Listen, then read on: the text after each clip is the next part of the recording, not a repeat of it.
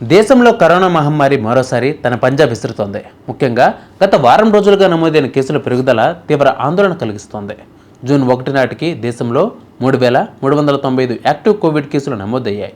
ఈ సంఖ్య మే 22న కేవలం 257 ఉండగా మే 26 నాటికి 1,010కి పెరిగింది. అంటే కేవలం ఒక్క వారంలోనే కేసుల సంఖ్యలో 1200% పైగా పెరుగుదల కనిపించడం గమనించదగ్గ విషయం. వైద్యాధికారులు ప్రజలను అప్రమత్తంగా ఉండాలని, తగిన జాగ్రత్తలు తీసుకోవాలని సూచిస్తున్నారు. కరోనా కేసులు అధికంగా పెరుగుతున్న రాష్ట్రాల్లో కేరళ మొదటి స్థానంలో ఉంది. ఆ తర్వాతి స్థానంలో మహారాష్ట్ర, ఢిల్లీ రాష్ట్రాల్లో అత్యంత ప్రభావితం అవుతున్నాయి. కేరళ 188 కొత్త కేసులు, మొత్తం యాక్టివ్ కేసులు 1,336. మహారాష్ట్రలో 467 యాక్టివ్ కేసులు, ఢిల్లీలో 375 యాక్టివ్ కేసులు ఉన్నాయి.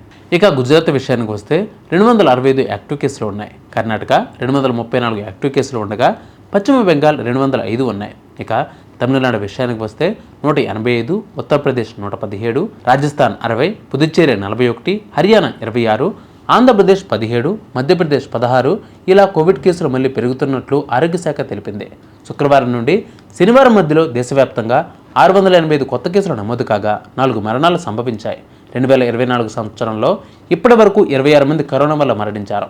Indian council of medical research తెలిపిన ప్రకారం వెస్ట్ సౌత్ ఇండియాలో సేకరించిన నమూనాల జీనోమ్ సీక్వెన్స్లో కొత్త వేరియంట్లు బయటపడ్డాయి. ఇవన్నీ ఒమిక్రాన్ ఉప వేరియంట్లే అని పేర్కొన్నారు. ముఖ్యంగా LF7, XFG, JN1, NB1.B1 అనే వేరియంట్లు ఎక్కువగా వ్యాపిస్తున్నట్లు గుర్తించారు. మీరు కానీ మీ చుట్టుపక్కల ఉన్నవారికి కానీ కరోనా లక్షణాలు ఉంటే వెంటనే వెళ్ళి టెస్ట్ చేయించుకోండి. తగిన జాగ్రత్తలు తీసుకోండి.